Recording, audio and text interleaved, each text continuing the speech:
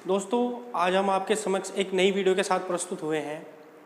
आज हम इस वीडियो में पढ़ेंगे सिंधु घाटी सभ्यता। जी हाँ दोस्तों, मैं एक इस नई वीडियो के साथ आपके सामने उपस्थित हुआ हूँ, जिस वीडियो में हम सिंधु घाटी सभ्यता के बारे में पढ़ेंगे। तो आइए शुरू करते हैं सिंधु घाटी सभ्यता के बारे में।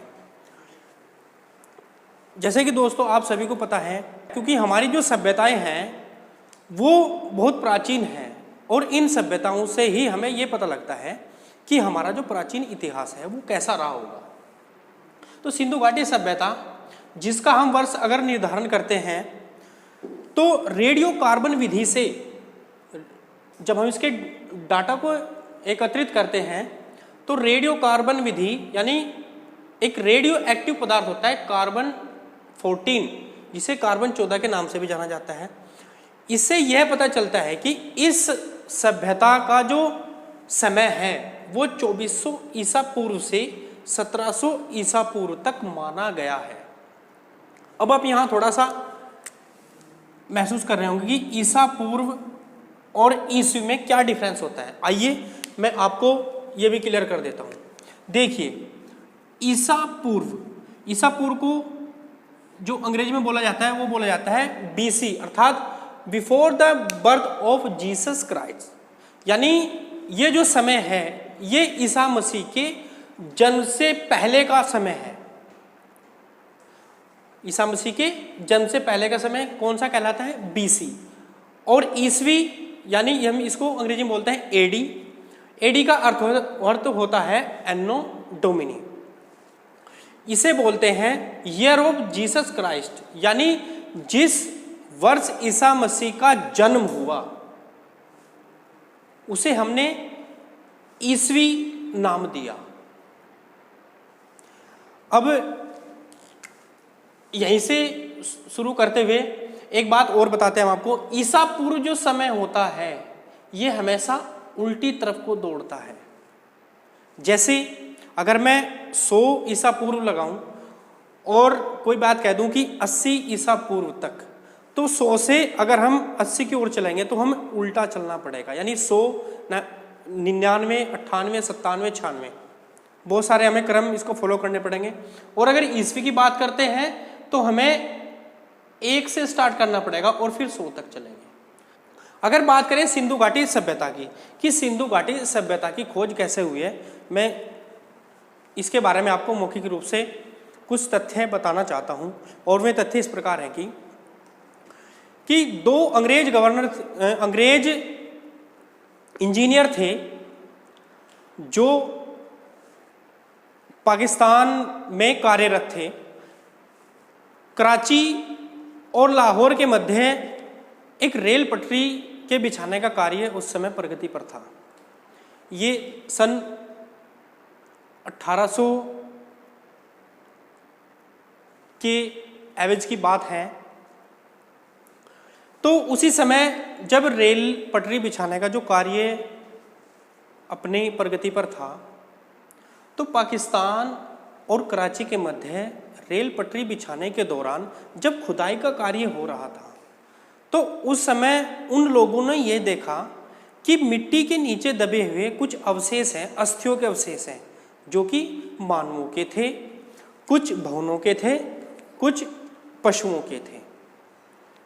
तो इसी से उन्हीं अंग्रेजों ने यह पता लगाने में कुछ पुरातत्व विभाग की मदद की कि यह सभ्यता कौन सी रही होगी। आइए जानते हैं। सिंधु घाटी सभ्यता की जो खोज है, अगर हम भारतीय की बात करते हैं तो वह है राय बहादुर दयाराम साहनी। इन्होंने 1921 ईस्वी में इस सिंधु घाटी सभ्यता की खोज की थी। यानी सिंधु घाटी सभ्यता में एक हड़प्पा नामक नगर है जिसकी खोज राय बहादुर दयाराम साहनी के द्वारा की गई थी।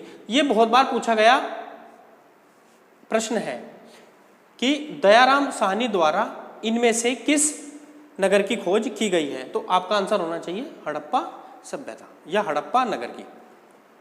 दूसरा जो इसका महत्वपूर्ण नगर है वो है मोहनजोदड़ो। इसकी जो खोज है वो राखलदास बनर्जी द्वारा सन 1922 ईस्वी में की गई है।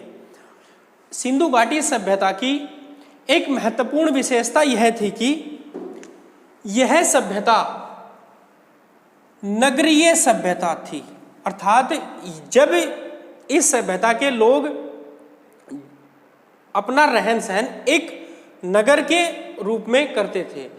चौड़ी नालियां थी, रहने के लिए छोटे छोटे हिस्से थे, पानी पीने के लिए तालाब था, नहाने के लिए भी व्यवस्था थी और अपने अन्न को रखने के लिए भी उचित ढंग की व्यवस्था उन्होंने बनाई हुई थी, इसलिए इनको नगरों की संज्ञा दी गई है। तो इस सिंधु घाटी सभ्यता की महत्वपूर्ण विशेषता यह है कि यह नगरीय सभ्यता थी, अर्थात नगर के रूप में विकसित सभ्यता थी। यह एक महत्वपूर्ण बिंदु यह भी उठता है यहां से कि सिंधु घाटी सभ्यता के बहुत सारे नगर हमें प्राप्त हुए हैं, केवल 6 इसके क्षेत्रों को ही हमने नगर की संज्ञा दी है।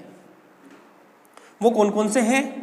मोहनजोदड़ो, जिसे मृतकों का टीला भी कहा जाता है, दूसरा है हड़प्पा, तीसरा है बनवाली, चौथा है धौलावीरा, पांचवा है राखीगढ़ी और छठा है कालीबंगन या कालीबंगा जो कि राजस्थान में है। राखीगढ़ी हरियाणा में है, धौलावीरा गुजरात में है और आपके ये जो बनवाली है ये भी हरियाणा में ही है।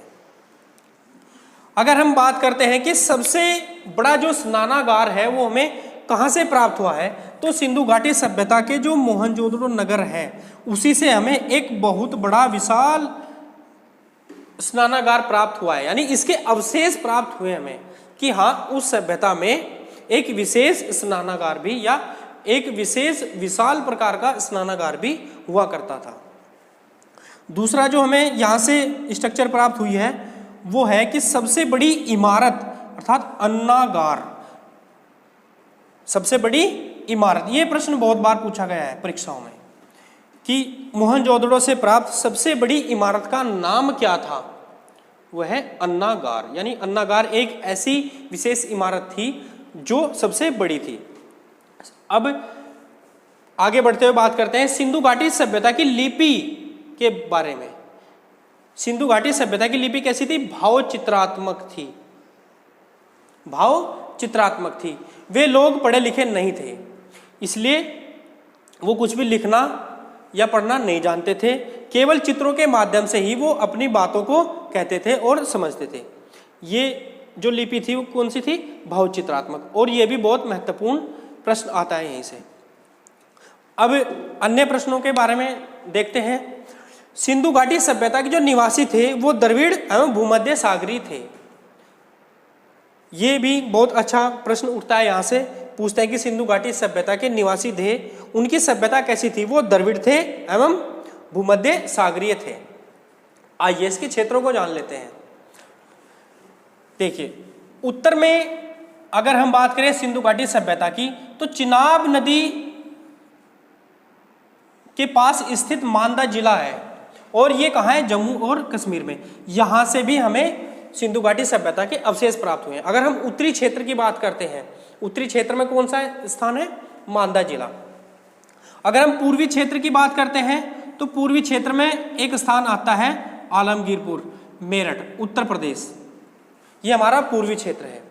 अगर सिंधु घाटी सभ्यता का मैं पश्चिमी क्षेत्र के बारे में बात करूं तो एक महत्वपूर्ण नाम है सूतकांगेडोर। ये बलूचिस्तान में स्थित है और दाशक नदी के किनारे यह स्थान है। अगर मैं इसके दक्षिणी हिस्से की बात करूं तो दक्षिणी हिस्से में गोदावरी नदी के निकट है दाइमाबाद, जो कि अहमदनगर जिले के पास स्थित है और ये कहाँ है? महाराष्ट्र में है। और सिंधु घाटी सभ्यता की जो प्रमुख फसलें थी वो गेहूं और जौ थी। और सिंधु घाटी सभ्यता के लोग मिठास के लिए, यानी अपनी मिठास के लिए वो शहद का प्रयोग करते थे। तो ये बहुत महत्वपूर्ण जो क्वेश्चन है वो यही बनते हैं। इसकी सिंधु घाटी सभ्यता की प्रमुख फसलों के बारे में पूछ लिया जाता है आपसे। और सिंधु घाटी सभ्यता के लोग मिठास के लिए किस चीज़ का प्रयोग करते थे? चीनी, शहद, गुड़ अथवा शक्कर। तो अगर आपको पता होगा तो आप तुरंत इसका आंसर दे देंगे। तो ये कुछ महत्वपूर्ण प्रश्न थे जो सिंधु घाटी सभ्यता से पूछे जाते हैं।